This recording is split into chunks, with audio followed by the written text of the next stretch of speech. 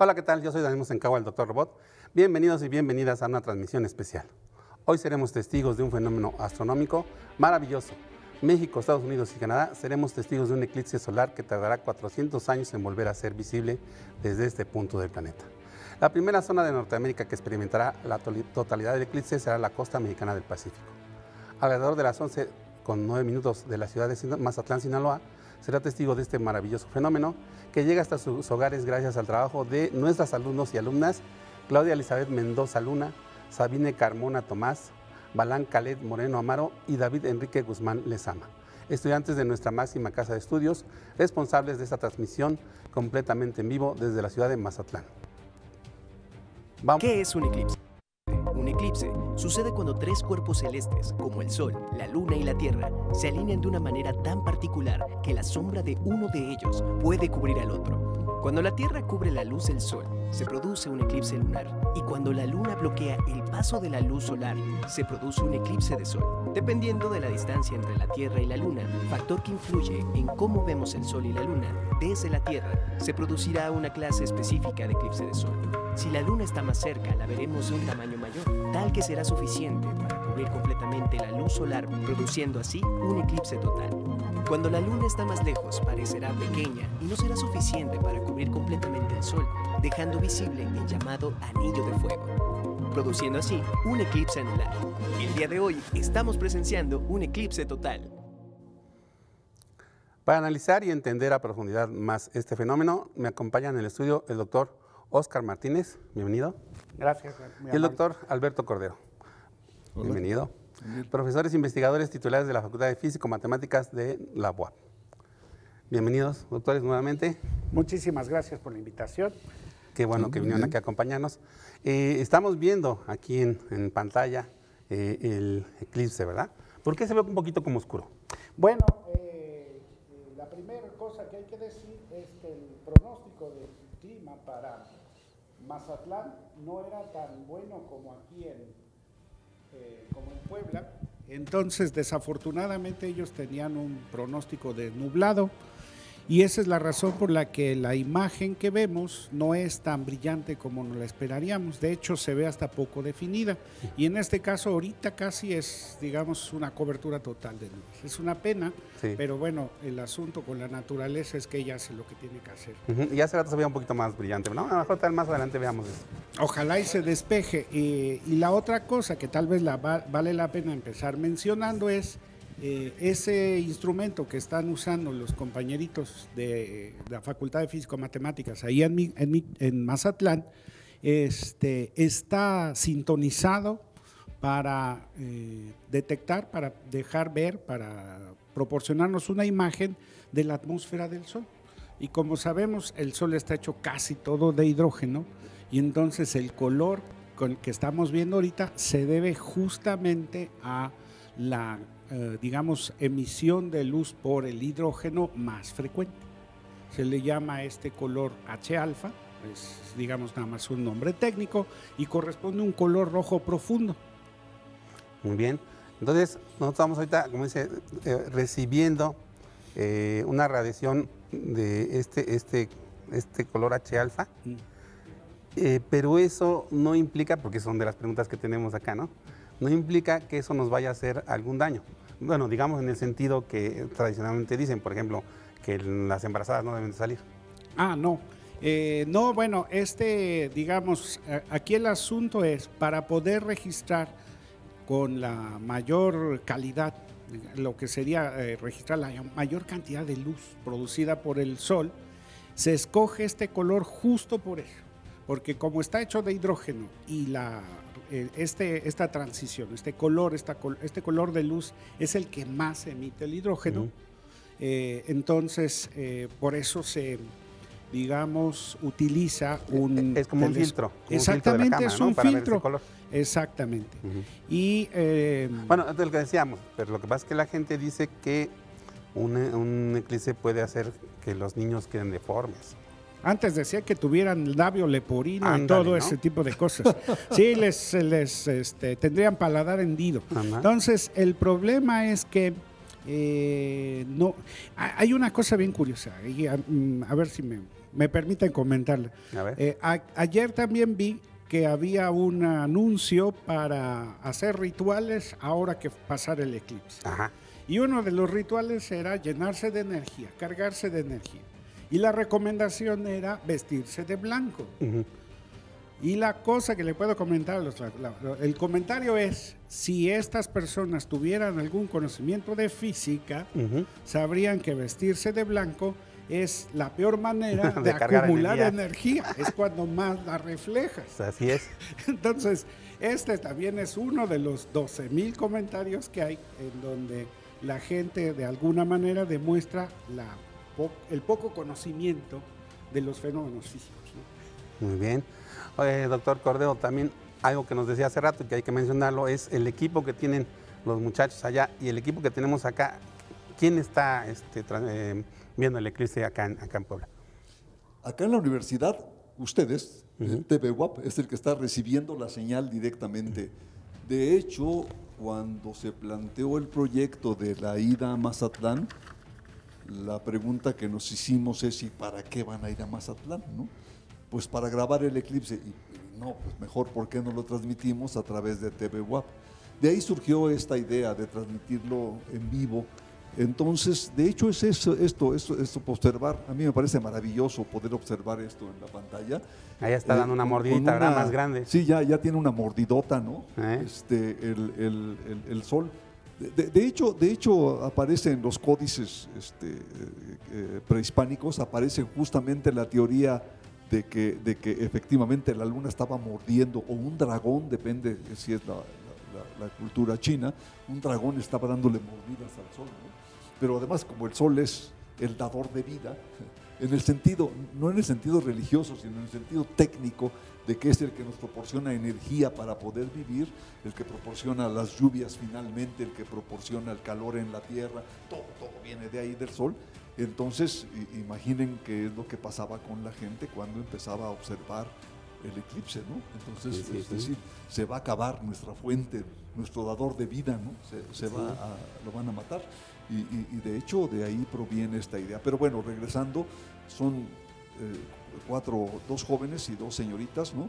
Que están por allá pasando las de Caín, como dicen, ahí platicaremos después por qué, pero están justamente trabajando y están logrando algo que a mí me parece algo maravilloso, ¿no? Sí, mira las imágenes que tenemos ahorita, ya mejoró un es una poco la imagen luz. bellísima. Digo, la nube ya se quitó un poco ahora y ya se ve más claramente esa mordida que dices.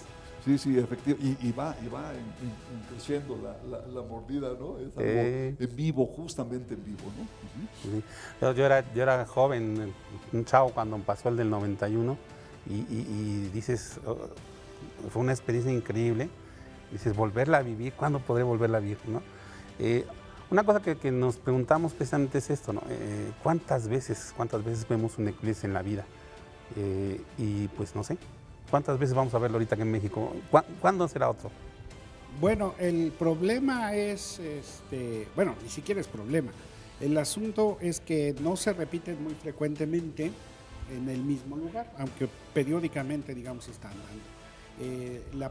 Una parte que quería comentar ahorita es la etimología de la palabra eclipse. Ajá. Es bien curioso porque hablamos, ahorita, digamos, eclipse es como una de las palabras de Sí, ahorita va a ser tendencia, ¿no? Todos, En si redes buscan sociales. eclipse va a haber 800,000 cosas.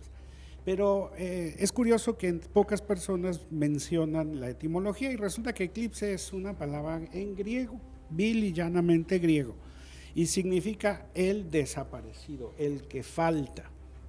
Y entonces, cuando los griegos Como muchos de mis decían, alumnos. Como muchos de mis alumnos podría que ser no el llegan, ¿no? eclipse del alumno. Eso el alumno se significa eclipsó. que ese alumno falta. Y entonces, o desaparecido. En ese sentido, entonces, eclipse solar es que lo que nos está empezando a faltar es el sol. Ah, mira. Y entonces, Pues hay eclipse solar y eclipse lunar. Eclipse lunar, exacto. Ah, ya está claro. Y entonces por eso vale la pena luego platicar de la etimología, pues porque digamos, es una descripción mucho más precisa del fenómeno que se está llevando a cabo. Daniel, un comentario respecto a la periodicidad de los eclipses, ¿no? Que mencionaba Oscar. Estaba justamente leyendo que entre un eclipse anular, como el que acabó de pasar en Yucatán, ¿no? En el que aparece todavía un anillo grande del Sol, y un eclipse total, transcurren 177 días.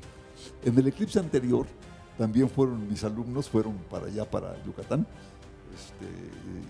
y transmitieron el eclipse. Por eso tenía el dato exacto de la fecha, ¿no? En la que estaba. Y entonces dije, hoy es 8 de abril, entonces me puse en mi calendario a marcar, ¿no? Los días, ¿no?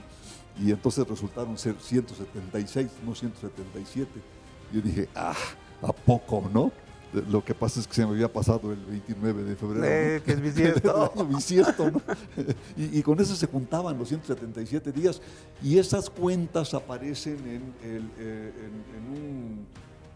un código que se llama el código Dresden, que está ahí en la biblioteca estatal. Está en Dresden ese código. Aparece una imagen, no sé si la pueden transmitir ahora, la imagen de un dragón, un monstruo que tiene las fauces abiertas. Debajo aparecen otros dos glifos que son el eclipse de sol y el eclipse de luna. Y de ese monstruo es que está cayendo agua, que está inundando la tierra, ¿no? Pero tiene las dos características, es decir, cuando se nubla, pues se va la luz del sol y entonces aparece la lluvia, de manera estadísticamente válido, ¿no? Pero tenía simultáneamente dos características. Una primera característica es que aparece el agua como dador de vida, ¿no? ¿Sí? Y aparece en la parte más baja la milpa que está empezando a crecer, y simultáneamente aparece como una gran tragedia que puede suceder o que pudo suceder. Bien, pero esos aparecen, hay datos, venía platicando con Oscar acerca de datos que aparecen de libros antiguos, por ejemplo. No libros, perdón, dije una tontería. En estelas aparecen piedras, como decía don Miguel León Portilla, ¿no? Aparece en piedras en las que llama la Estela 3 de Santa Elena, en Yucatán. Aparece uno que es del 16 de julio del 790, uno ya grabado en piedra, es decir, es difícil la alteración. Y otro registro que está grabado es en el noreste de la pirámide de las serpientes, que aparece en Xochicalco.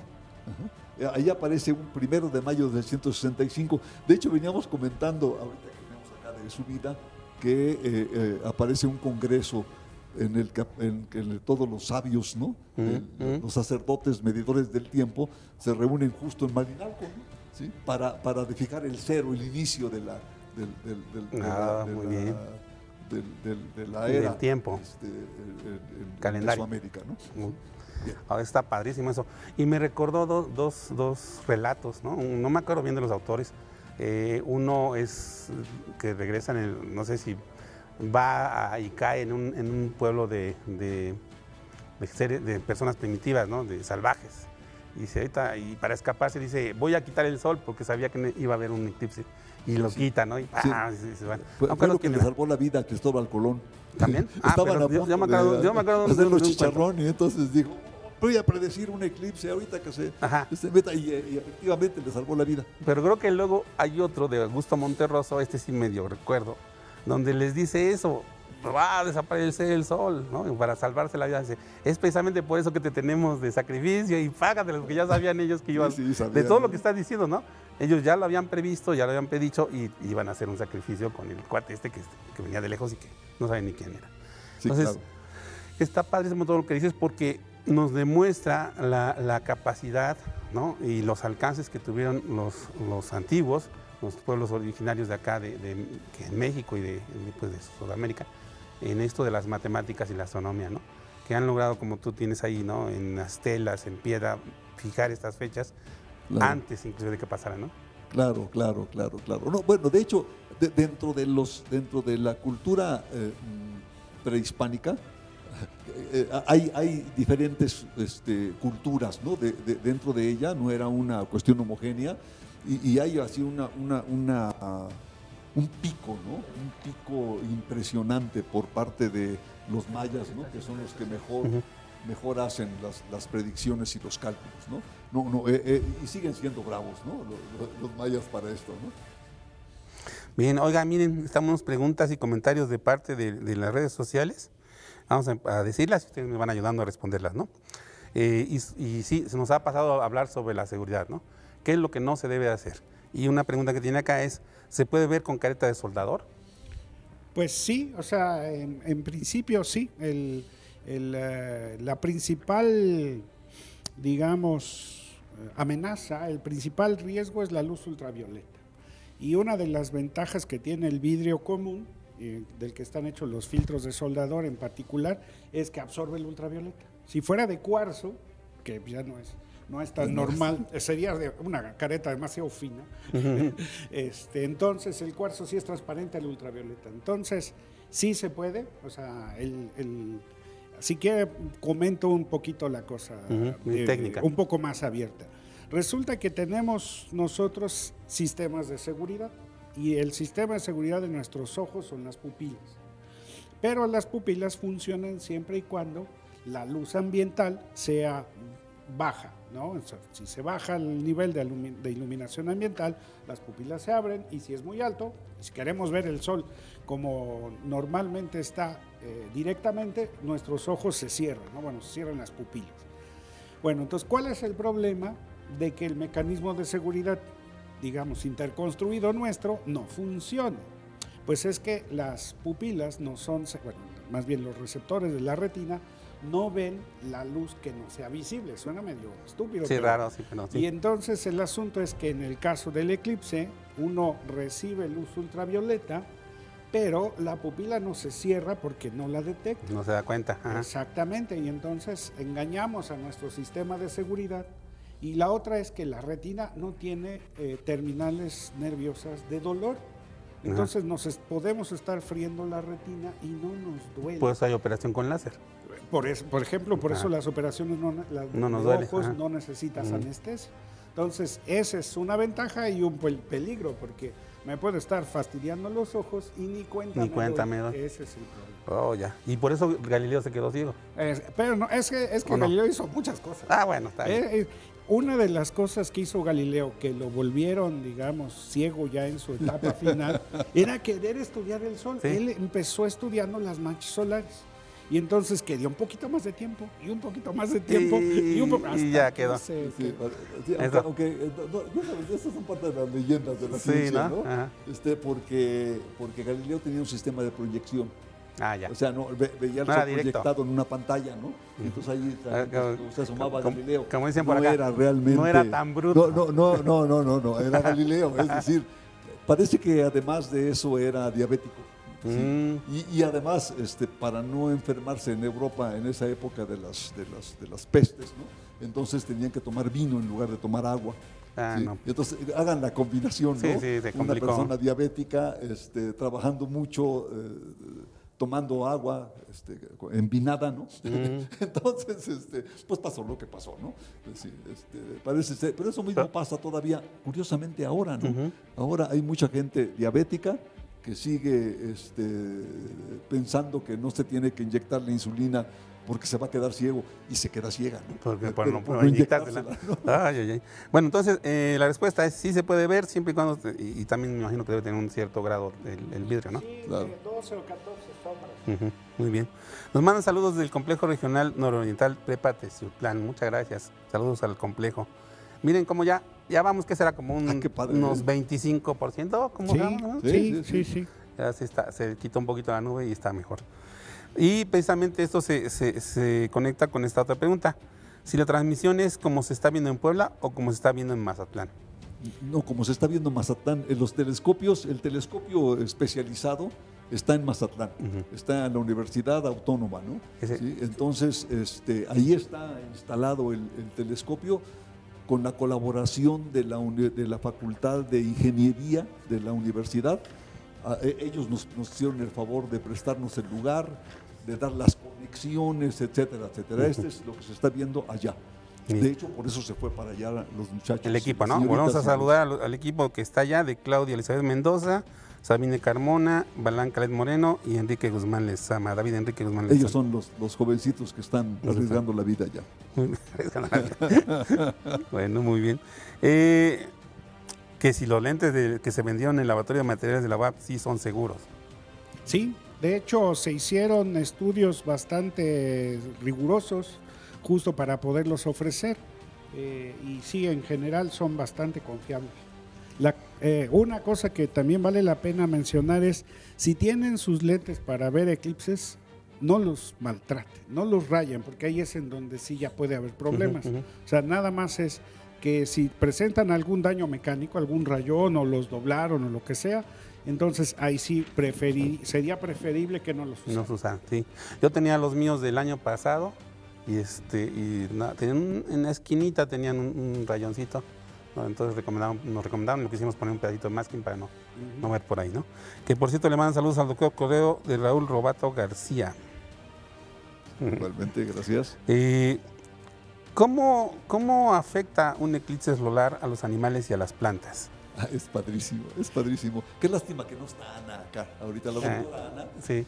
que venía, ella proviene, su niñez la pasó en una cultura propiamente, ¿cómo se dice? Rural.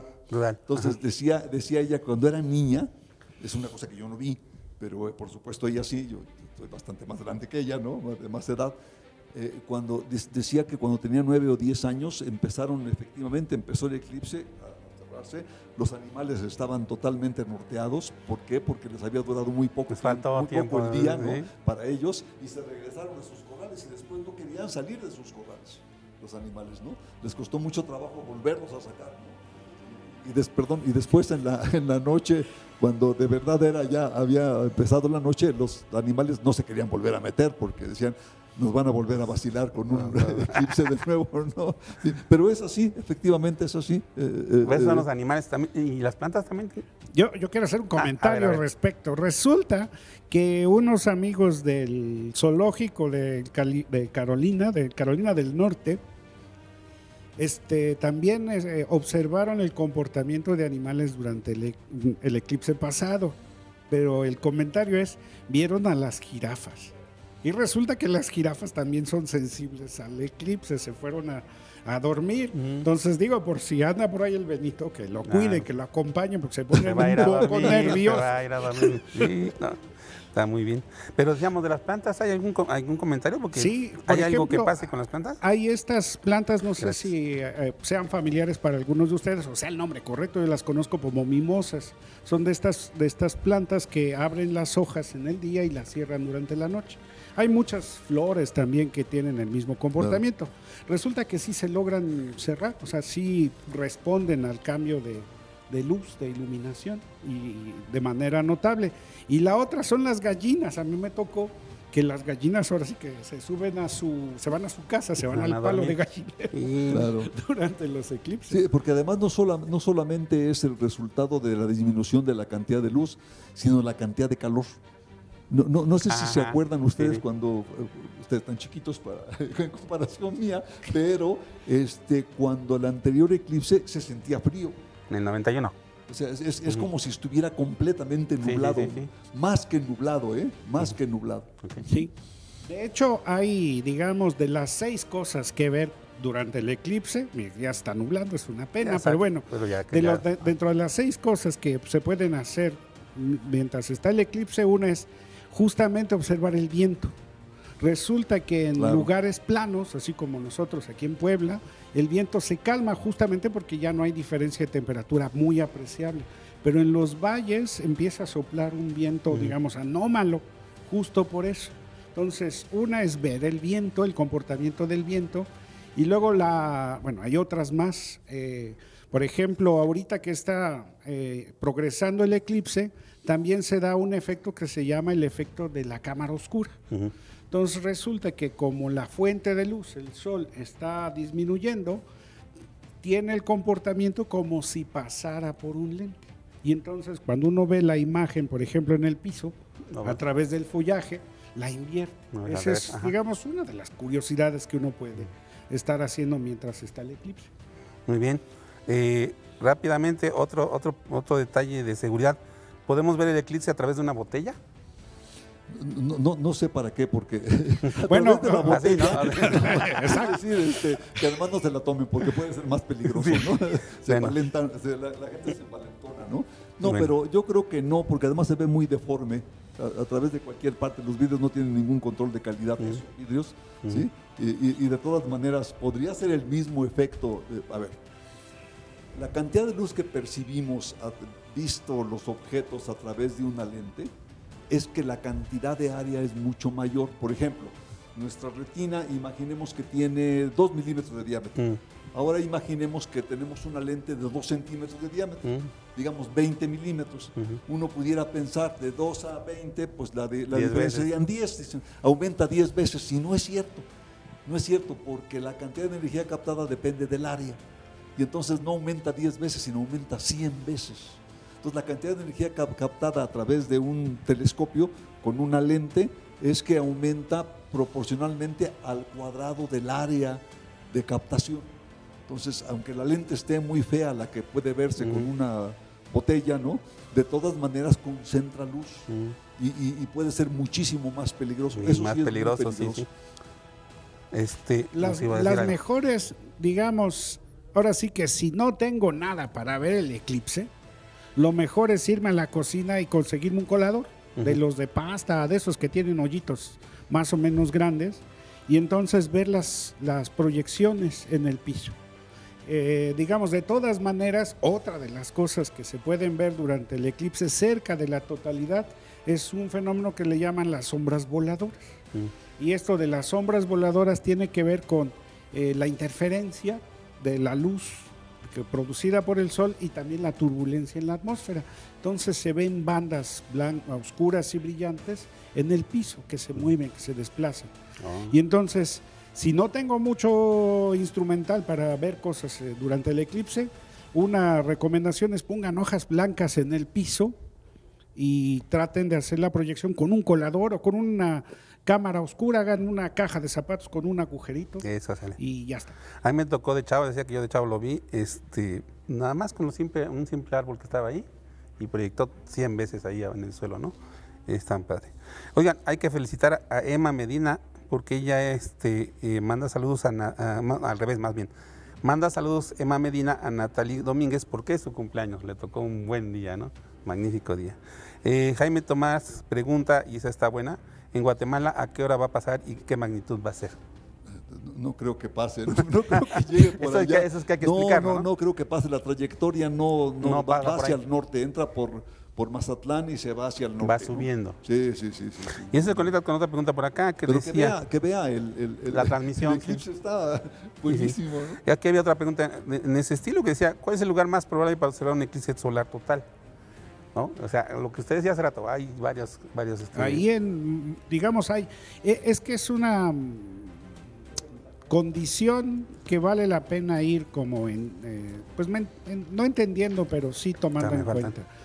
El corredor de totalidad es una especie de pasillito en donde la de veras superposición o la alineación entre la luna y el sol se da, y entonces es una franja pequeña, como de 200 kilómetros.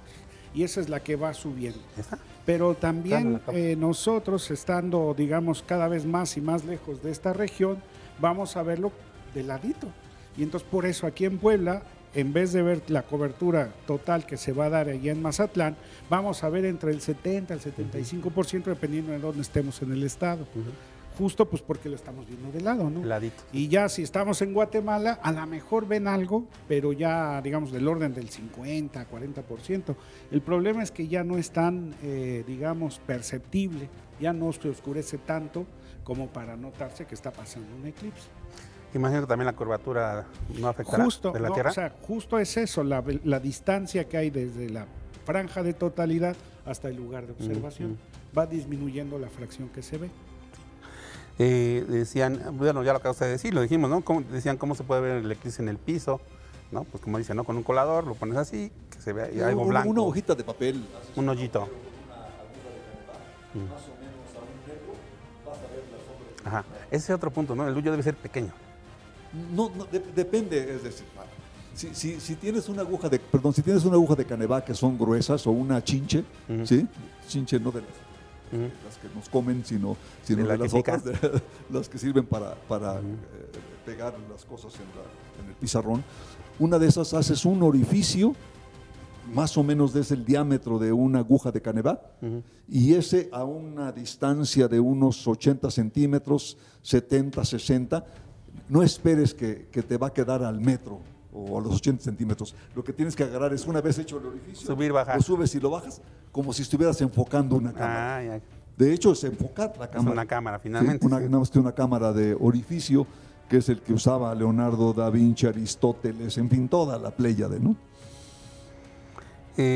Otra pregunta que tenemos acá, ¿cuál es la duración promedio de un eclipse solar total? Bueno, aquí hay toda una serie de cosas que vale la pena decir.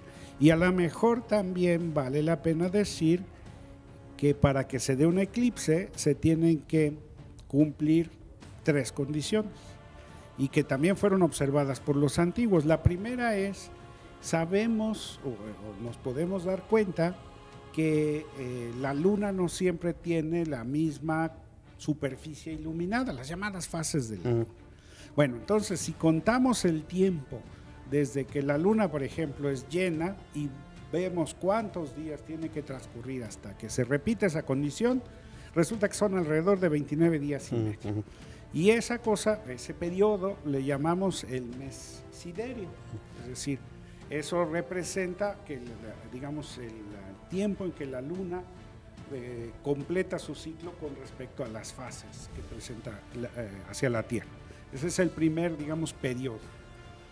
¿Qué más hace la luna? Pues sale y se mete, sale y se mete, sale y se mete, pero no siempre sale y se mete por la misma, digamos, posición en el horizonte. Y eso significa también entonces que el plano orbital de la luna cambia. Y cambia con respecto al movimiento del Sol. Y eso también nos dice que la órbita de la Luna no está alineada con la órbita de la Tierra y el Sol. Por eso no vemos un eclipse cada mes. O sea, a pesar de que la Luna está entre nosotros, moviendo, ¿no? Es que ese es un problema de los libros de texto. No, es un problema de las ilustraciones de los libros de texto, porque no los ponen. Exacto. En el mismo plano. Exacto. Entonces ponen al Sol, a la Luna y a la Tierra.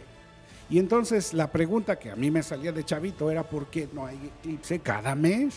Y no es, digamos, muy iluminante, no es muy sugerente cuando ves el diagrama que venía en el libro. Bueno, la respuesta está en que justamente estos planos no son paralelos, sino que hay una desviación de alrededor de 5 grados. Y para tener una idea de ¿cuántos son 5 grados? Son 10 lunas llenas para arriba y 10 lunas llenas para abajo. Por eso no son tan frecuentes. Bueno, entonces el tiempo que se tarda la luna de salir y digamos, ponerse en el mismo punto en el horizonte, ese es un mes que se llama el mes dracónico, de alrededor de 27 días y cachito. Aunque preguntaban del tiempo de duración del eclipse, eso es lo que preguntaban. Es que ahí voy. Ya, perdón. Y el tercer factor es la distancia a la que está la luna de la Tierra. La órbita no es redondita. Igual tampoco es redonda. No es redondita, es elíptica. Y tiene una elipticidad del 10%. Es decir, está más o menos, cuando está muy lejos, está un 10% más lejos que cuando está más cerca. ¿Y eso por qué es importante? Pues por el tamaño aparente, lo que se conoce como el diámetro angular. Y por eso hay eclipses anulares y eclipses totales. Pero la respuesta, va a durar, este eclipse va a durar un poco menos de 3 horas. Total, desde que empieza, desde la primera mordida hasta el final. Hasta el final que se va. Exacto. Sí, la parte emocionante va a ser dentro de un poco. 3-4 minutos es la total, ¿no? Que ya estamos casi a punto, ¿no? Sí. Falta un poco. Falta un poco, ¿no? Pero bueno, entonces el asunto de la distancia a la Tierra, también ese se le llama el mes anomalístico, de anómalo, justo porque el movimiento perfecto era el circular. Y el hecho de que el tamaño aparente de la luna cambie, como que no estaba bien, ¿no? Por eso. Entonces, pues eso, la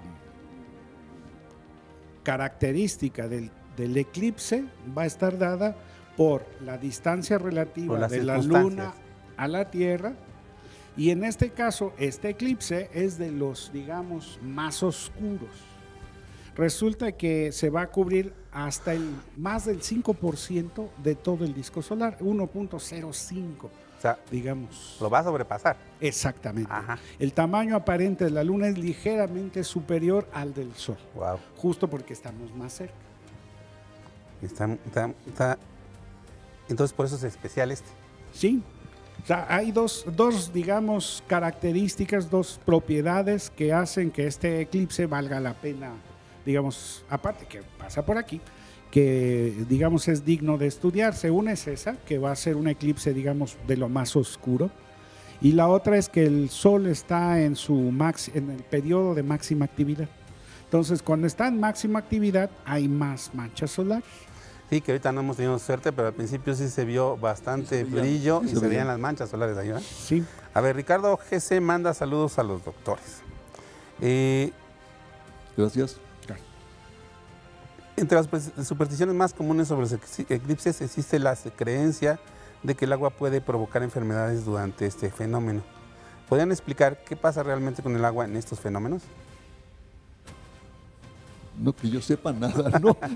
Pero, es decir, ¿en qué sentido el agua se puede...? ¿Que te puede hacer daño de algún modo? No pareciera. No, o sea, tal vez la única relación que se me ocurre en este momento es, por ejemplo, en el caso de las mareas. Es decir, Sí, pero no hay efecto, no no, tiene, no. o sea, Pero no sí, tiene Cuando se particular. alinean planetas, Sí. no Exacto. pasa nada. No sé Es si una sea- leyenda, Nuestro ¿no? vasito de agua que está acá no nos podemos tomar tranquilamente. Es que yo me acuerdo de una situación que fue muy también, digamos, mencionada. Fue toda una cosa espectacular. En el 2012, no sé si se acuerdan que se iba a Sí, va a acabar acabar el mundo, sí. justo porque nos alineábamos con el centro de la galaxia y toda la cosa. Bueno, entonces ese es más o menos el mismo La misma efecto. idea. Bueno, aquí viene otra Nada, mejor. ¿no? Dice, ¿es verdad que después del eclipse vienen 3 días de oscuridad? ¿Vienen qué, perdón? 3 días de oscuridad.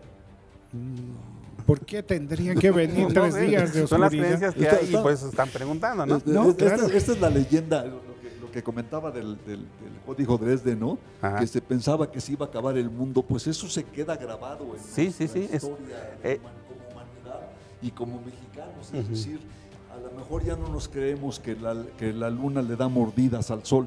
Efectivamente, no nos creemos eso.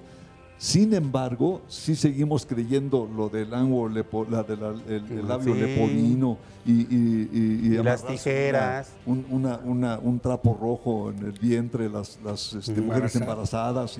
En fin, eso se sigue, sí. a pesar de que va uno a la escuela y a pesar de que aprende uno Sí. cosas, etcétera, etcétera, ¿no? Sí, es lo que Richard Dawkins le llamaba el meme, ¿no? Que creemos que meme es lo que está en Facebook, pero él decía que es un meme, es un virus en forma de idea. Una idea que quiere sobrevivir y entonces se pega y no se va, y no se va, y no se va, ¿no? Sí, pero el punto es que hay que sacar invariablemente el lápiz, hacer cálculos. Sí, De decir, ¿de veras va a cambiar la fuerza de gravedad, no? O no va. Ajá. Hay otro comentario que me gustaría hacer. ¿Por qué es importante, por qué son notables estudiar los eclipses, en particular los eclipses totales de sol? Y aquí viene una pregunta con eso, va a ver. Bueno, resulta que cuando se da esta situación en donde se alinean la Tierra, la Luna y el Sol, se puede hacer un ejercicio de geometría de esos de la secundaria. Y entonces resulta que están construyendo un triángulo de estos semejantes, un triángulo semejante. Entonces, el tamaño de la Luna y la distancia de la Luna a la Tierra debe ser igual, esa proporción debe ser igual al tamaño del Sol y la distancia de la Tierra al Sol. Y entonces eso nos permite calcular, aunque sea de manera proporcional, el tamaño del sistema solar. Esa es la primera cosa con la que, digamos, los babilonios empezaron ya a registrar y a reportar por qué se empezaba, digamos, a establecer esta estructura. Esa es la primera. Y la segunda es, por ejemplo, hay un montón de comentarios acerca de los eclipses, por ejemplo, de que los eclipses de sol se deben dar en luna nueva y los eclipses de luna se deben dar en luna llena. Y la respuesta es ¿por qué? Bueno, resulta que la luz se propaga en línea recta y entonces el lado iluminado de la luna debe dar hacia el sol. Entonces, digamos, estudiar a los eclipses de sol permite de alguna manera también confirmar un montón de conceptos físicos básicos, pero que no los relaciono. Sí. Y este tipo de fenómenos nos ayuda a relacionar. De hecho, le decía, hay dos preguntas que tienen que ver con esto que está diciendo. La primera es, ¿cuáles han sido los descubrimientos que se han hecho en el estudio de los eclipses solares y lunares? Bueno, ¿no? hay uno así famosísimo, que por cierto, que al final resultó ser que no había sido realmente confirmado, y es la curvatura del espacio generada por un cuerpo masivo. Esa es la segunda que tenía acá. Sí. ¿Qué relación hay de la teoría de la relatividad y general de Einstein? Sí, y los eclipses, efectivamente, ¿no? Y de ahí se comprueba experimentalmente que es cierto, aunque no es cierto que cuando se dijo que se había hecho la comprobación, los resultados tenían defectos de números, defectos de errores estadísticos, por llamarle de alguna manera, y no se podía concluir lo que se concluyó, ¿no? Es decir, solo Einstein dijo que no había necesidad de que se lo fueran a decir, que ya sabía que era cierto, pero bueno, por lo menos ese es algo. Y una que ya se dieron 100 años de ese sí, claro, ¿no? Por supuesto, ¿no? Sí. Y hay una segunda cosa, es una forma de poder conocer en detalle toda la corona solar, completita. Es que de hecho hay algunos instrumentos que llaman coronógrafos, ¿no? que tapan el sol en un telescopio y queda la corona libre. No son tan buenos como la luna, ¿no? Es decir, sí, la luna tapa y permite ver sin necesidad de la luz que proviene del centro del sol, sino solo la que proviene del borde del sol. Y hay otra cosa que a mí me parece muy importante comentar. Me encantaría que nos escribiera alguien terraplanista y que nos pudiera explicar con el modelo de tierra plana cómo rayos se dan los eclipses solares. No, es que esa es una observación que también dicen, ¿no? Que se da mucho. No, es una observación científica que cuando hay estas cosas los terraplanistas desaparecen. Por eso, los eclipses son los que desaparecen. Bueno. No, pero es que esa es otra de las cosas, digamos, que hicieron notar desde los babilonios. Justamente el hecho de la forma de la sombra de la luna, en el caso de este eclipse, no hay otra manera, es muy difícil imaginarse poder construir una sombra semicircular o circular con otras geometrías que no sean esferas. Sí, sobre todo porque estás pensando que todo se mueve, ¿no? Entonces no estás viendo siempre desde la misma posición al objeto, no le estás viendo la misma cara siempre, ¿no? Entonces, sí, en efecto, que tengas ahí círculo, pues ahí te va a dar un círculo, una esfera, ¿no? Claro. De hecho, hay un libro de Leamos la Ciencia, ¿no? Que se llama La cara oculta de las esferas, que te platica cuántos tipos de esferas hay en matemáticas, ¿no? Pero en este caso, en la geometría euclidiana, pues nada más está esa, ¿no? Ahí estaban haciendo una especie de medición. Sí, pero el asunto es que luego cuando nos referimos a los antiguos, pensamos en las cosmogonías así medias elaboradas que luego nos cuentan y que está muy bien, pero es que tenían ya de manera mucho más clara cosas como la, digamos, esfericidad de los objetos celestes. O sea, la Tierra redonda no es más mitológico que de veras un concepto establecido en los antiguos, justo por este tipo de observaciones. O sea, si así es la luna, y luego cuando veo un eclipse de luna también veo, ahí es diferente justo porque la luna no tiene atmósfera, pero la Tierra sí, pero también la sombra, la forma en la que va cambiando la luz en la luna, digamos, apunta hacia que la Tierra también es una esfera. Entonces, por eso, y además hay otros, digamos, comentarios, por ejemplo, estudiando las mareas, ese es un comentario bien bonito, en donde a Eratóstenes le comentaron que la marea en el Pacífico era más grande que la marea en el Atlántico. Y justo con eso, entonces dijo, pues el Pacífico debe ser un mar más grande que el Atlántico, y eso de alguna manera también tiene que ver con que hay algo en medio, y ese era América. O sea, ese es el asunto. O sea, hay un montón de indicios, nada más es que hay que leer con mucho más cuidado a los clásicos. Pues sí, pero de veras, yo sigo pensando en que eran, lo único que les faltaba eran muchas de las herramientas que tenían. Instrumentos, ¿no? Pero ingeniosos eran muchísimos. Y yo creo que eso es lo bonito que tenía precisamente de tener una vida dedicada a el estudio, ¿no? Poder llegar a esas cosas. Oigan, cuéntenos también, porque tenemos también telescopios acá abajo, aquí en el Complejo Cultural Universitario, y tenemos complejos en telescopios en Ciudad Universitaria. Ahí cómo está la cosa. Claro, ahí tenemos, bueno, en el taller de óptica tenemos alrededor de 35 telescopios para ser prestados a escuelas. O ayuntamientos, es decir, a quien quiera que quiera usarlo, con algunas condiciones que nosotros tenemos que ir checando para poder hacer el préstamo de manera adecuada. Esto significa que se llevaron a Mazatlán, fueron 3, 5, 6 telescopios que están en Mazatlán, 15 telescopios que están en la explanada de Rectoría de Ciudad Universitaria, 3 telescopios que están aquí abajo, ¿no? en la entrada de TV UAP, ¿no? Que los trajimos justamente pensando en que iba a haber gente que quisiera observar el eclipse desde acá, y yo no sé qué esté pasando acá abajo, pero yo debo suponer que hay gente observando, no sé cuánta gente, ni mucho menos, ¿no? Pero no solamente eso, tenemos en varios sedes del Colegio de Bachilleres, que son los que se acercaron con nosotros a solicitarnos telescopios. Ahí tenemos de a 1 o de 2 por sede, ¿sí?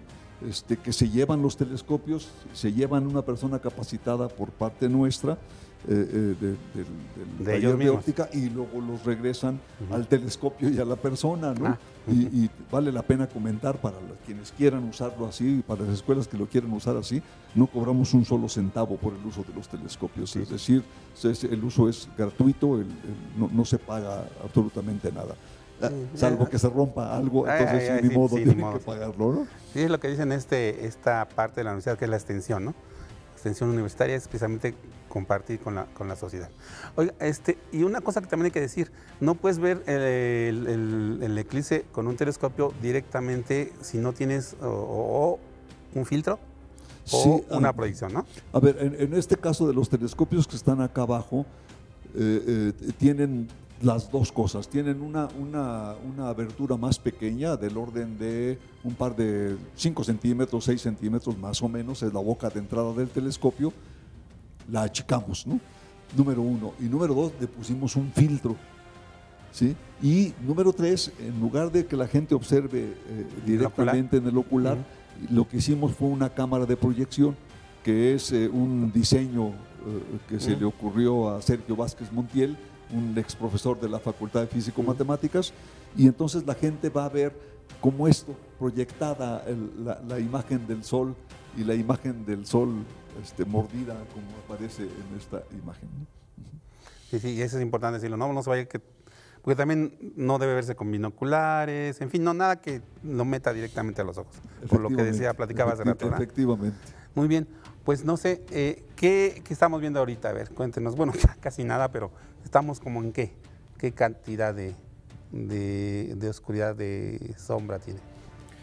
Yo creo que estaremos como entre el 70 y el 80% de cobertura. Desafortunadamente parece que se nos está nublando y entonces pues se ve poco brillante, pero está dentro de poco tiempo por alcanzarse la totalidad. Sí, se está nublando. Ahora sí, que cácaro, que devuelvan las entradas. Cácaro, hay que chiflarle eso. Sí, mira, sí está haciendo caso. Ya está brillando otra vez. Sí, ojalá. Lo bueno que parece que no están nubes muy densas. Sí, se alcanza a ver. Quedan muy altas, ¿no? Quedan muy delgaditas. Sí, ojalá. Sí, son delgaditas, sí, si no nos alcanzaría a ver más o menos nada, pero el eclipse total debe ser todavía más impresionante, porque en este momento ya está con las nubes y una poquita pedazo que se observa ahí, es ya impresionante. Yo creo que va a durar más digamos, va a durar más el eclipse, no el eclipse, sino el efecto, ¿no? Lo que se alcanza a ver, ¿no? Porque está nublado. Sí. Se me acaba de ocurrir una pregunta. Ahorita que sea el total, o sea, cuando estamos a las 12:15, sí, ¿verdad? 12:15 era más o menos. ¿Allá en Mazatlán verán estrellas? Esa es la idea. Sí. El problema es que va a estar nublado.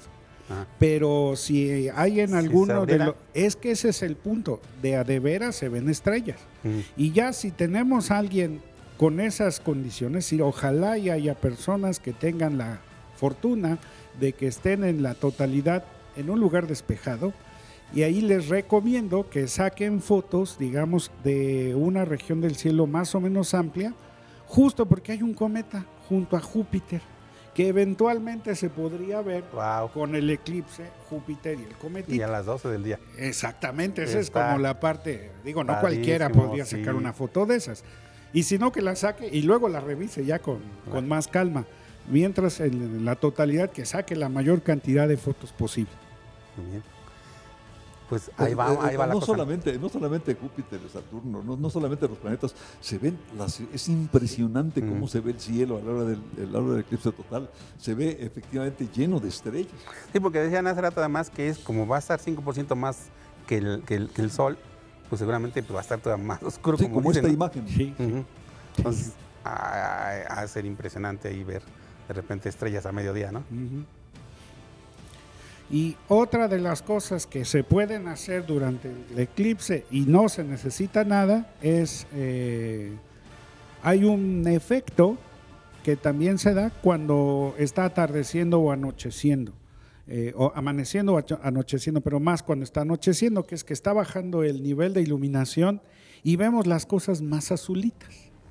Entonces, también en la totalidad, nuestros receptores de color responden más y vemos un poco más azulado todo. Esa es otra de las cosas que uno puede ver mientras está sucediendo el eclipse. Aunque es inverso con la intensidad de luz, es raro. Ese fenómeno que dices es raro porque es inverso con la cantidad de luz. Si la cantidad de luz es poca, los receptores a color disminuye su capacidad y los que aumentan son los de blanco y negro, ¿sí? En este caso pareciera que lo que decías, Óscar, es que justamente es al revés, ¿no? Que aumentan los detectores de color su eficiencia y disminuyen los de blanco y negro. Bueno, yo no sabía de ese efecto. Se ven azules, o sea, el truco es que las cosas se ven un poco más azules de lo que son. Ya Ese entiendo. Tiene el nombre de un amigo hindú, pero bueno, esa es otra historia. Y ya eventualmente una de las menciones de cosas que uno puede hacer durante el eclipse, que ya casi está, es ahí va. pues esto, ojalá y eso no suceda, ¿no? Que pasen las nubes. Observar justo los dos efectos casi en la totalidad, que es el llamado anillo de fuego, que no se va a ver porque está más cubierto, y la otra son estas perlitas que es de Veil, que es justo como la luna no es una esfera perfecta, está medio cacariza, bueno, tiene montañas y todo, entonces se produce difracción y se ven pedacitos más brillantes. Eso es lo que le llaman ahí. Perlas. Pero el problema es que duran menos de un segundo, entonces si uno le quiere sacar fotos tiene que tener ahí en modo ráfaga la cámara o algo así. Sí, es muy probable que este sistema tenga un sistema de grabación con tiempos de exposición relativamente grandes, ¿no? ¿Sí? Para poderlos enviar, ¿no? Aunque quién sabe, realmente una ventaja que va a tener esto es que ahora vamos a tenerlo grabado Y puede cualquier estudiarse. gente lo puede bajar, Analizar. está en YouTube, ¿no? Es decir, gracias, perdón. Efectivamente está ahí grabada y la van a poder bajar y analizar si así lo consideran conveniente, ¿no? Esa es una buena idea. ¿Qué podemos hacer si yo fuera, por ejemplo, un maestro de secundaria, de bachillerato? ¿Qué podría hacer con este video? ¿No? ¿Qué puedo aprovechar para trabajar con mis chavos? Pues eso, o sea, por ejemplo, podríamos empezar desde las matemáticas elementales, geometría, esto de las proporciones que estaba mencionando hace rato. Luego también se pueden, ya conociendo por ejemplo la distancia o el tamaño de la Tierra, que hagan las cuentas para ver las distancias o las separaciones entre los diferentes cuerpos celestes del sistema solar.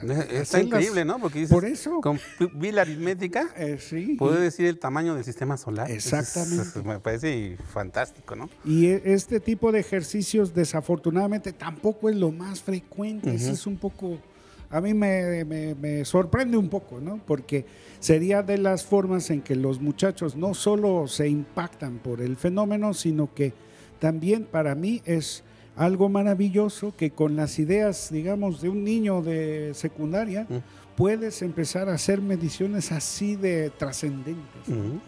Sí, pues digo, es impresionante. Pero yo creo que el problema ahí es que quien los empuja, o debería empujarlos, comúnmente es el profe o la profa. Entonces, comúnmente cuando se hacen ese tipo de cálculos, los profes no les atrae demasiado. Es más, aún más. Yo creo que es probable que sea una especie de deformación de que el profe que da la materia de matemáticas o ciencias naturales está ahí a veces por accidente. El profe quería ser profe de inglés, por decir un ejemplo, y termina por ser profe de ciencias naturales porque ahí está la chamba, ¿no?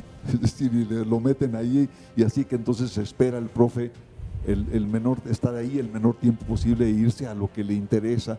Y muchas veces ya no se mueve porque su plaza tiene una característica, una clave, etcétera. Se requeriría un tipo de actividades diferentes, ¿no?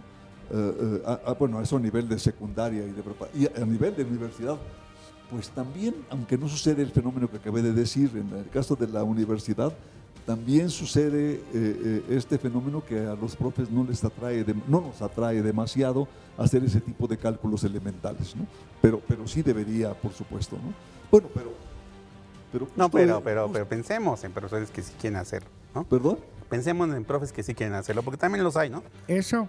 Luego, por ejemplo, ya que se tiene este video y durante no la totalidad del eclipse, pero en algún momento, por ejemplo, se vieron las manchas solares. Y otra de las cosas que desde mi punto de vista valdría la pena hacer como ejercicio es justamente sabiendo el tamaño del Sol y viendo el tamaño de las manchas solares, midiéndolo, poder con esas proporciones determinar el tamaño y darnos cuenta que las manchas solares son en general muchas veces más grandes que toda la Tierra. Y entonces, otra vez, ¿qué tal si te maravillas con este tipo de cosas, no? No, y yo diría por otro lado, ¿no? ¿Cómo mides una mancha, no? O sea, si no es regular, entonces, ¿qué haces? ¿Cómo le vas a llegar? Son problemas que actualmente, ¿no? Precisamente dieron lugar a cosas como la lógica difusa, aplicarla a imágenes para poder decidir contornos, ¿no? Que de otro modo, o usarías el cálculo, por ejemplo, ¿no? Para decidir contornos. Pero, o sea, mediciones que pueden ser muy simples, pueden llegar a problemas muy complejos que pueden llegar a desarrollos tecnológicos tremendos, ¿no? No, hay ahora unas herramientas maravillosas en internet de los muchachos. A mano. No, es decir, uno puede efectivamente hacerlas justamente a mano, pero también uno puede hacerlas de manera más sofisticada. Comúnmente hay una herramienta que está satanizada en el salón de clases. ¿Cuál es? El celular. Es decir, el celular está satanizado, es decir, uno siente que no está hablando con el estudiante cuando el estudiante abre su celular y se pone a ver no sé qué cosas, ¿no?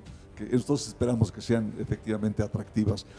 Pero bueno, eso es una forma, la satanización, y otra forma es que decir, a ver, saquen el celular y utilícenlo agarren esta imagen, hagan un barrido y ellos van a saber cómo hacerlo.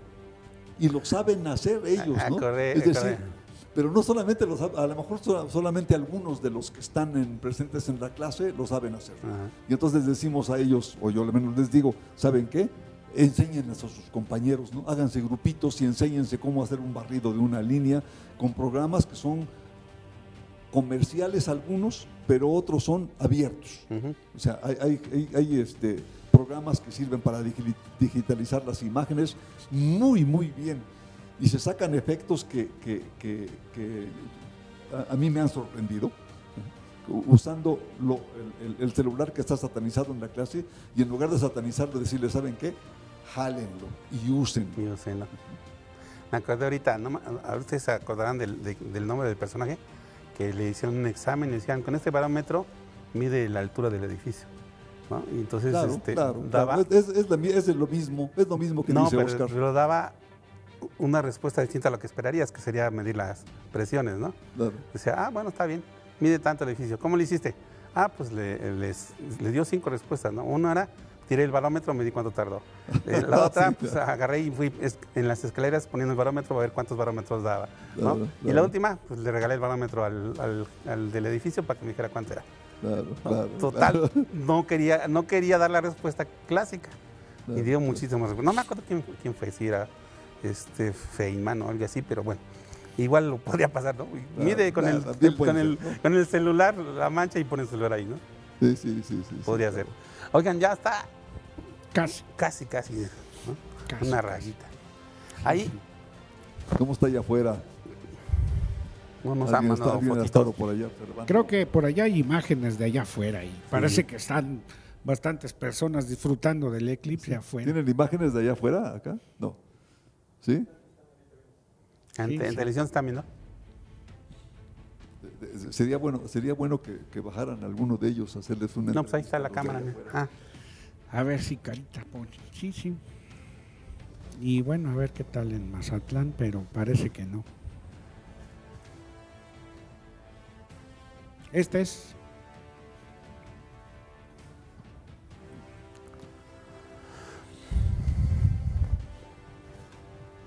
¿Qué otras disciplinas podrían estar trabajando con esto del eclipse? Bueno. Estamos hablando, ustedes son físicos, no sé usted, doctor, qué especialidad tenga. Yo soy astrofísico. Astrofísicos, doctores más No, de yo soy óptica. óptico, Eso. me De dedico a la óptica, óptica. sí. Pero ¿qué A otras la podrían mejor, ser? a la mejor valdría la pena mencionar en qué otras, digamos, contribuciones científicas han tomado, jugado un papel importante los eclipses en Ujú. general. Y yendo, digamos, de los más locales a otros, más lejanos, empezaríamos, bueno, pues por eso, ¿no? El tamaño y la distribución de los objetos en el sistema solar fueron empezando los eclipses solares. Luego, una de las grandes controversias que había en la física clásica, que era la velocidad de propagación de la luz en el vacío, se descubrió también, o se midió de manera razonable por primera vez, observando los eclipses de las lunas de Júpiter. Entonces, Olaf Römer, un astrónomo, era un total convencido de la física newtoniana. Ya está la gente disfrutando del eclipse. Y entonces, cuando él empezó a hacer las observaciones de los eclipses de las lunas de Júpiter, se dio cuenta que discrepaba en horas. Y entonces, pues estaba bastante conmocionado porque su ídolo era Newton y no pensaba que estaba mal, que se podía haber equivocado. Y resulta que lo único que faltaba por revisar, no el planteamiento, digamos, físico, sino el cinemático, es la velocidad con la que se propaga la luz. Y los diferentes retrasos o adelantos que se estaban dando, digamos, fue posible explicarlos si la velocidad de propagación de la luz no era infinita. Esa es la primera, digamos, otra de las contribuciones que se hicieron al conocimiento de la física en general, utilizando eclipses. Luego, más recientemente, en los 90s, se empezó a poder estudiar el cambio de brillo en las estrellas por el pasaje de objetos, digamos, entre ellos y nosotros. Lo que estoy tratando de decir es que se pudieron empezar a estudiar eclipses en otras estrellas que no fuera el Sol. Y eso permitió descubrir exoplanetas. Es decir, que hay otras estrellas, en las estrellas hay también sistemas solares, hay planetas en ellos. Y una de las técnicas más exitosas para descubrirlos fue mediante no eclipses, se les llama ocultaciones, justo porque, digamos, no se alcanza a cubrir completamente la imagen de la estrella, pero baja un poco su brillo. Y además de una manera muy característica, tiene que ser una manera, digamos, pues como un escaloncito muy simétrico. y eso es lo que permite descubrir pues la existencia de planetas en otras estrellas. Y más recientemente, también cuando se empezó a estudiar la controversia del contenido general del universo, que era estas medidas de la cantidad de materia total, en los 90s, principios de los 2000 hasta 2010, se podía pensar que esta llamada materia oscura que nos falta para cerrar las medidas que se han hecho de la dinámica de los objetos celestes, en particular de las galaxias, que le llaman materia oscura, se empezó a pensar que podrían haber sido o podrían ser estrellas chiquitas o planetotas como Júpiter, pero que eran suficientemente grandes como para tener mucha masa, pero suficientemente pequeños o fríos para no emitir luz y no detectarlos como estrellas. Y entonces, en esa época, mediante estudios infrarrojos, se hacía el conteo de las ocultaciones de estos planetoides o enanas café, que se les llamaba, para ver cuántas había. Sí se pudieron detectar algunas, pero resultó que no eran tan frecuentes, no había una población tan grande de este tipo de bichos como para de a de veras representar toda esta cantidad de materia que en principio no hemos podido detectar. Entonces, eso. Ahí, estamos llegando nada más Ya estamos una en la totalidad. más. Qué maravilla. Se ve un poquito ahí que es justo la corona, la parte de, bueno, ya ahorita ya no, Ya no se ve nada por la nube, pero tendríamos todavía otros minutitos sí, de sol, ¿verdad? 4 minutos. 4 más. sí, Ajá. Y luego ya volvería a aparecer el sol, pero del otro lado. así es, La mordida por el otro lado, ¿verdad? así es. Ahorita regresemos un poquito a los antiguos, ¿no? ¿Cómo te imaginas que vean esto, Cordero? No, muy preocupados, preocupadísimos. Es decir, sudador de vida, de repente quedaba oculto por otro objeto que le dio una mordida o muchas mordidas hasta que lo desaparecían, ¿no? Hay muchas leyendas, pero una de ellas es esa. Y además, como decía hace un momento, asociado con el agua, ¿no? Con Eso no lo había nublado, escuchado. como si fuera una nube, una gran nube que ocultaba al sol. Entonces podía llover y podía inundar un diluvio, ¿no? Un diluvio universal, ¿no? Afortunadamente duraba unos pocos minutos, ¿no? Y volvía a empezar nuevamente a salir, ¿no? Ajá, para eso, es decir, independientemente de la cosmogonía de los pueblos, como dices tú hace un momento, cómo poder explicarse el plan, ¿no? Pero no les importaba, justamente porque tenía que crear este tipo de... Hay una imagen ahí que ¿Se lo paso? Perdón, ¿ya? Pero mira, hay una imagen ahí que nos están poniendo de lo que se supone que debe estarse viendo, pero por las nubes no se veía exactamente así, ¿verdad? Sí, doctor, a ver, entonces, eso es lo que se esperaría estar viéndose si no hubiera nubes. Exactamente. O sea, la parte que normalmente no vemos, y aquí la parte interesante, hay 2 o 3 comentarios que vale la pena hacer de esta imagen. La primera es la parte, digamos, más difusa, la corona solar, tiene unas características físicas interesantes, porque normalmente uno se imagina que llegando a la atmósfera del Sol se alcanza la máxima temperatura hasta que nosotros conocemos de alrededor de 5.600, 5.700 grados. Pero resulta que alrededor del Sol, esta capa que es mucho más tenue, ya es, digamos, la densidad es mucho más bajita, pero está mucho más caliente, y esa es la encargada de a de veras emitir la mayor cantidad de rayos X y de ultravioleta, la llamada corona solar, que está como 1.000.000 de grados. Y el asunto aquí es cómo es que afuera del Sol tenemos una envolvente más caliente que en la misma atmósfera. Y resulta que ese problema se resolvió hasta hace muy pocos años, o sea, ya por el 2000.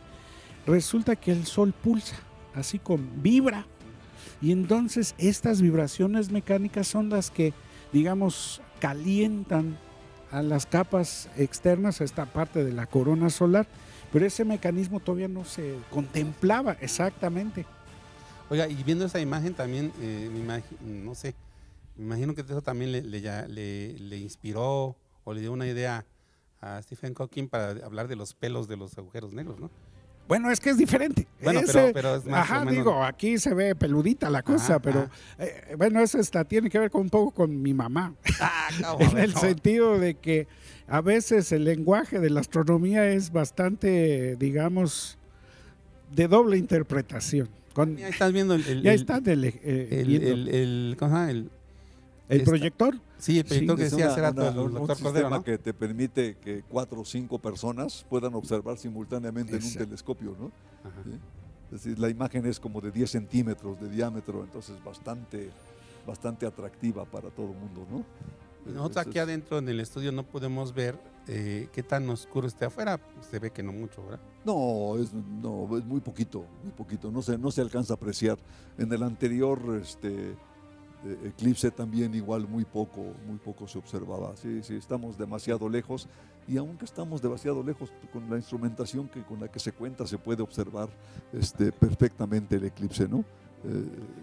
Volvamos al comentario, doctor, de su mamá. ¿Cómo que tiene que ver su mamá con los pelos del agujero negro? Es que exactamente. A veces el lenguaje en la astronomía es, les digo, susceptible de interpretación. Entonces yo le conté que estaba trabajando sobre el estudio de unas enanas calientes degeneradas, y me dijo, ¿qué? Bueno, ¿dónde se andas metiendo? Exactamente, ¿no?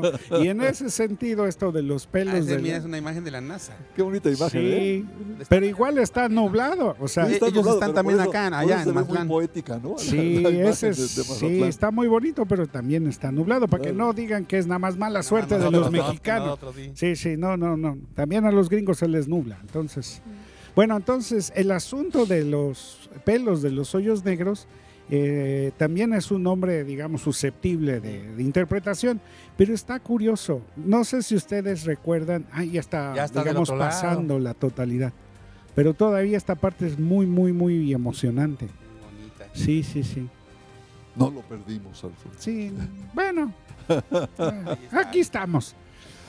Somos felices. Recuerda también un poco esto de la película de 2001, ¿no? Ajá. Sí, efectivamente.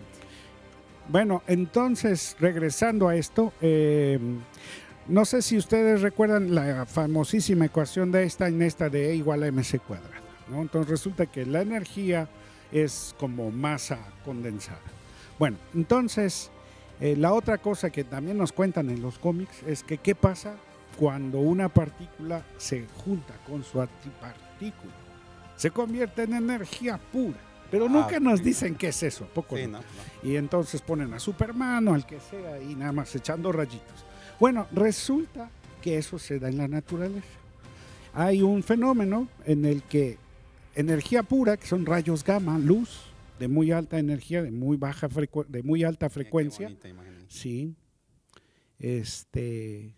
Se puede de repente, digamos, descomponer y materializar en 2 partículas, un electrón y su antipartícula, un positrón. Rayos gamma se parten. Se, digamos, condensa. Ajá. Se llama así como la creación de un par de partículas que ya tienen masa en reposo, que es el electrón y el positrón. Y entonces lo que propuso Hawking es justamente en el borde del hoyo negro, del horizonte de eventos, ¿qué pasaría si uno de estos rayos gamma se materializa y produce un electrón y un positrón, y uno se va para adentro y el otro sale? Entonces, como eso, digamos, generaría rayitos hacia afuera, la gente luego parecerían pelos del hoyo negro. Es que tratan de ser descriptivos, ¿no? Exacto. Es demasiado técnico el asunto, algo que sea descriptivo. Exacto. Que pueda atrapar para que le entienda uno. Uh-huh. Ya vamos para el otro lado. Ya lo que pasa es que los conceptos científicos son altamente abstractos. Uh-huh. Y el lenguaje científico no es, cuando uno habla con alguna persona que técnicamente no tiene que ver con uno, entonces lo interpreta como puede interpretarlo. Es como cuando uno da clase, nosotros los 3 somos profes y entonces hacemos una pregunta, no sé si la puede decir al aire, pero lo voy a decir, ¿no? hacemos los profesores una pregunta tonta, por no decir cosas más feas. Cuando preguntamos, ¿se entiende? ¿Entendieron? Le preguntamos a los alumnos y el alumno tiene que responder que sí. Entonces responde, sí entendí. La pregunta es, ¿qué entendió? Esa es la pregunta importante, ¿qué entendió? Y la pregunta todavía más importante es, ¿entendió lo que yo quiero que entiendan?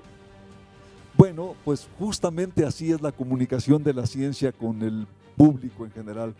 Los científicos, además depende de cada área, tenemos nuestro propio lenguaje y es un lenguaje altamente abstracto. Y entonces la gente entiende, la gente común y corriente que no es científica, entiende de acuerdo a su información. Traduce, ¿no? Traduce las enanas blancas calientes, las traduce de acuerdo a su medio, ¿no? A por dónde vive, etcétera, etcétera, ¿no? Y entonces, Oscar lo está pensando en su esquema científico, ¿no? Y tecnológico, ¿no? Y había otro compañero que hacía precisamente un estudio de las vecindades de los agujeros negros. ¿Qué puedes pensar ahí? Claro, claro. No, pues, pero precisamente de eso se trata este tipo de programas, ¿no? De poder acercarle a la gente estos conceptos de manera que, pues, de algún modo, como dices, entiendan lo que queremos que entiendan, aunque cada quien va a entender lo que quiere, ¿no? Finalmente. Claro. Y otro poquito más. Aquí vamos ya en el sentido inverso, ¿no? Ya nos estamos emocionando para llegar, aquí lo que la meta es llegar a ver la última mordidita, ¿no? Y ahí es donde diríamos, se acabó. ¿Es simétrico? O sea, este tiempo es simétrico, desde que empieza hasta que llega a la oscuridad total y de la oscuridad total hasta que acaba. ¿Es simétrico el asunto? En general sí, porque digamos la parte de la elipticidad de la órbita es muy pequeñita en esta escala. Es solo una fracción muy pequeñita de la órbita y entonces la aproximación para un círculo es, digamos, bastante válida. Y en ese sentido, sí podríamos considerarlo que es simétrico. Aunque hay otra cosa que también vale la pena mencionar, que cuando hablé del mes siderio, resulta que uno pensaría también que la mitad del tiempo uno ve la fase de la luna, por ejemplo, creciente, llega a la mitad y luego es menguante, o sea, luna nueva y luego es menguante. Y que ambos periodos deberían ser iguales, pero resulta que no. Y esa fue una observación bien interesante porque eso te permite también determinar que la órbita de la Luna no es circular.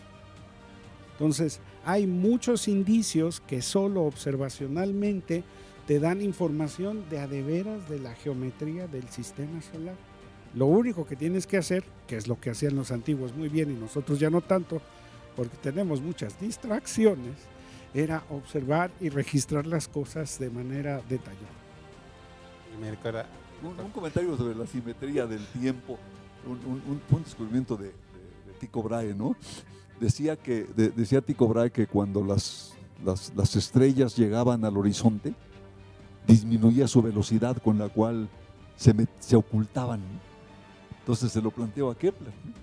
Dijo a Kepler, oiga, pero ¿cómo es posible que los objetos celestes, cualquier planeta, cualquier estrella, justo cuando llega al extremo en el horizonte y se va a ocultar, baja su velocidad? Pero no solo las estrellas, sino también el Sol. Cuando está en el cenit, en la parte más alta, digamos, de acá visto desde la Tierra, va a una velocidad angular. Y cuando llega al horizonte, el Sol tarda tiempo en ocultarse. De lo que debería. Parece como que se frenara. ¿Sí? No se quiere ir. Entonces, no, el planteamiento fue que lo que tuvo que hacer Kepler es ponerse a estudiar óptica.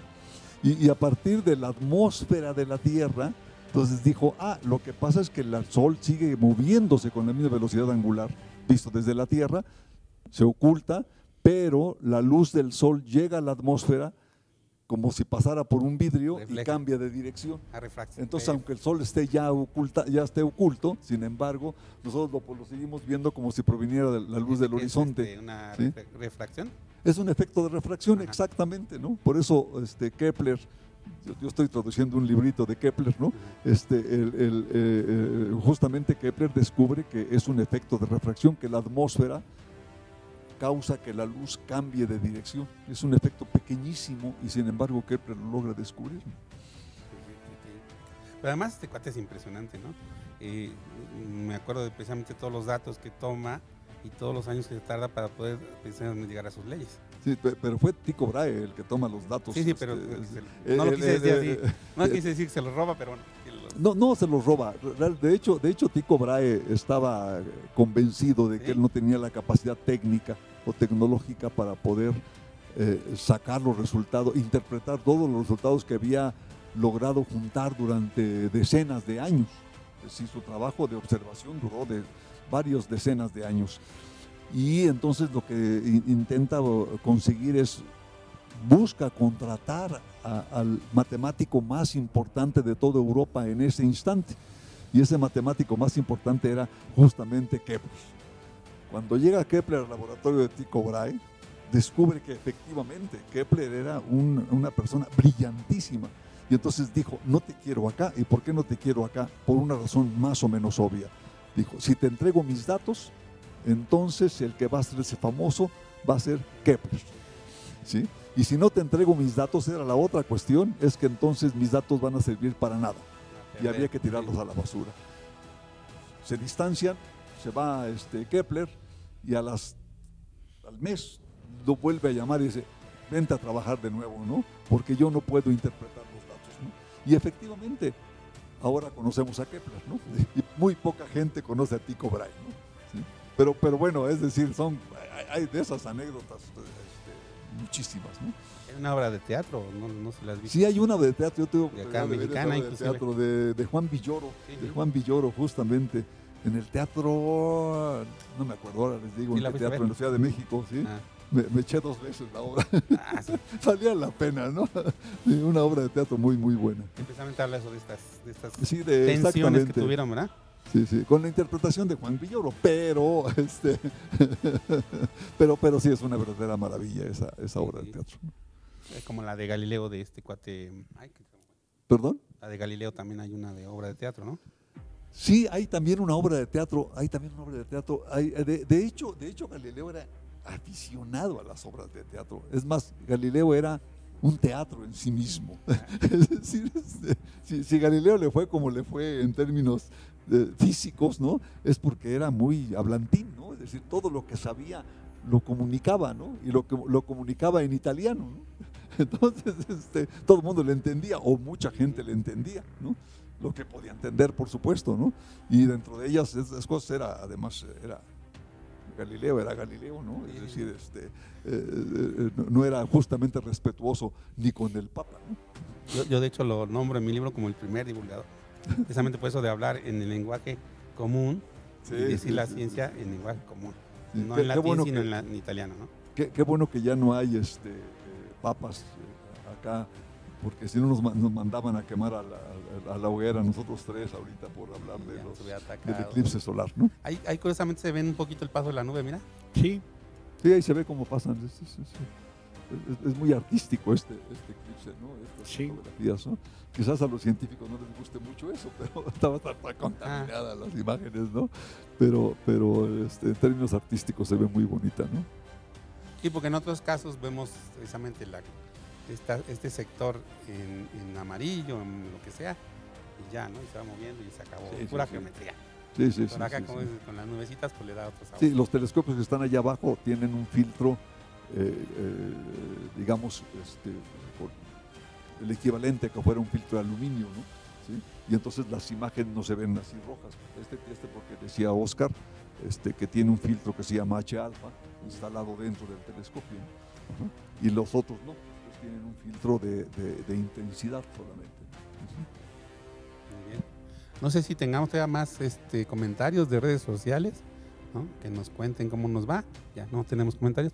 Bueno, pues vamos a seguir ahorita la transmisión hasta que se vaya el sol. Hasta que se vaya la luna de estar tapando al sol, ¿no? ¿Qué preparación tuvieron ustedes para llegar hasta este momento? O sea, no es de que ayer dijeron, vamos a ver el eclipse y ya, ¿no? Sino que tiene tiempo, ¿no?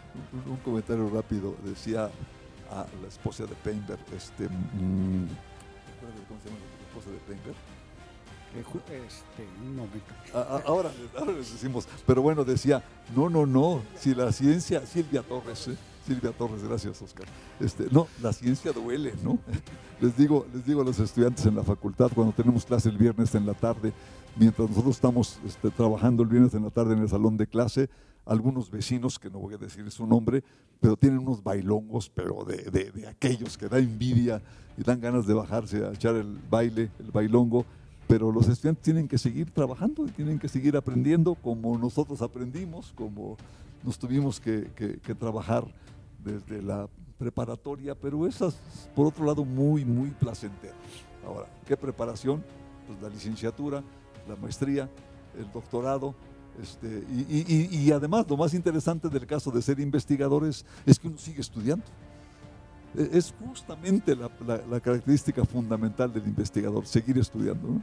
Bueno, yo decía algo más cercano, ¿no? O sea, cuando dijeron vamos a sacar el telescopio, ¿desde cuándo estaban preparando las cosas, ¿no? Perdón, no Sí, entendí. sí, no la preparación formal de estudios, sino precisamente para este evento, ¿desde cuándo estaban preparando los telescopios, el viaje, todo esto?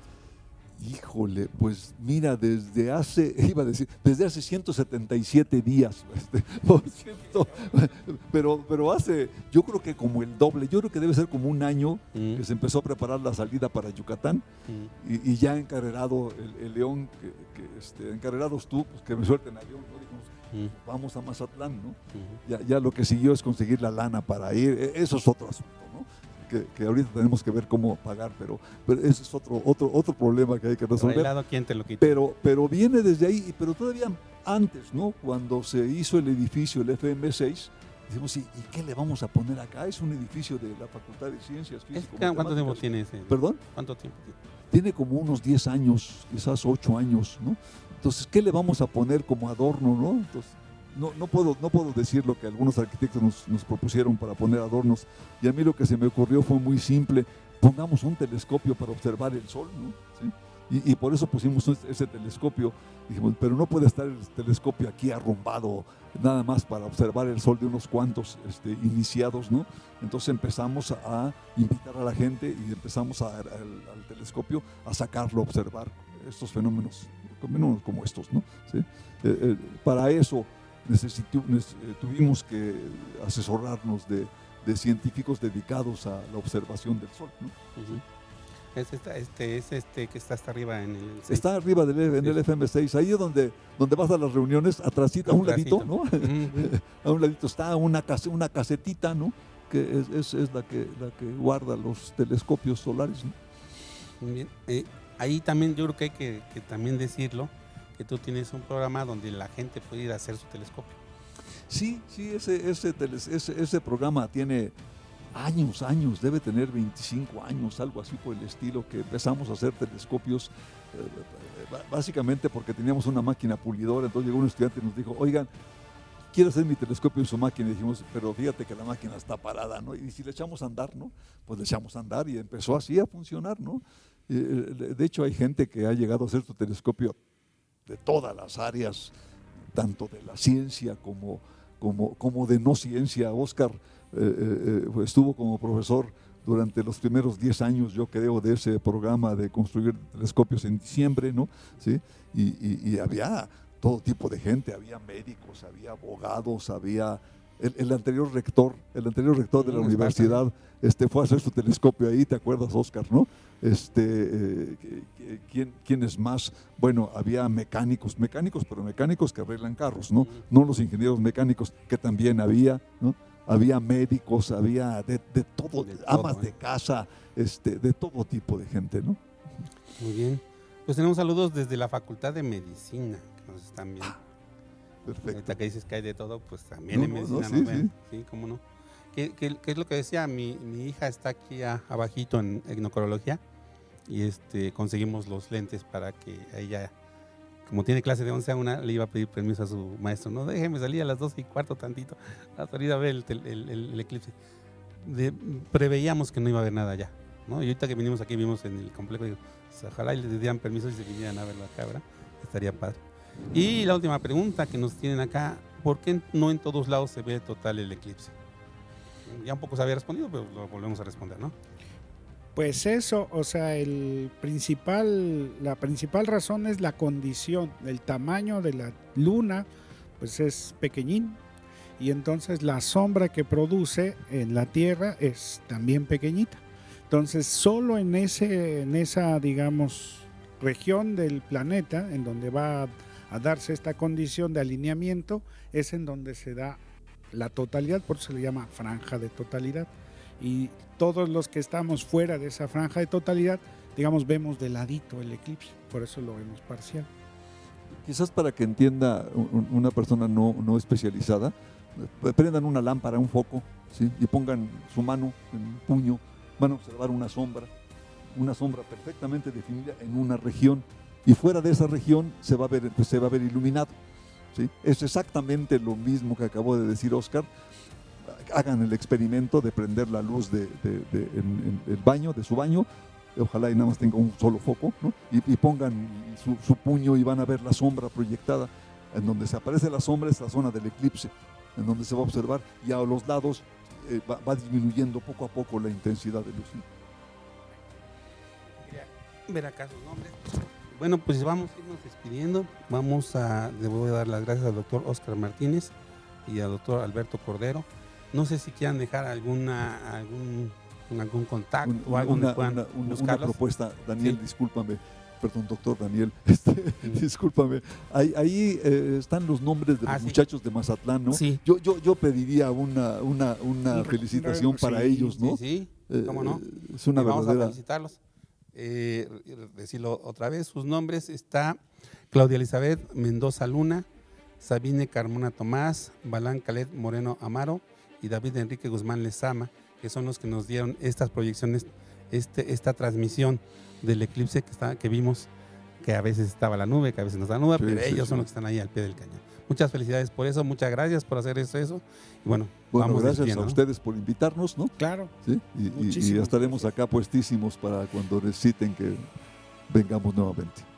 Bien, pues muchas gracias por acompañarnos en este programa especial. Yo soy Daniel Mosencao, el doctor Robot, y nos vemos a la próxima.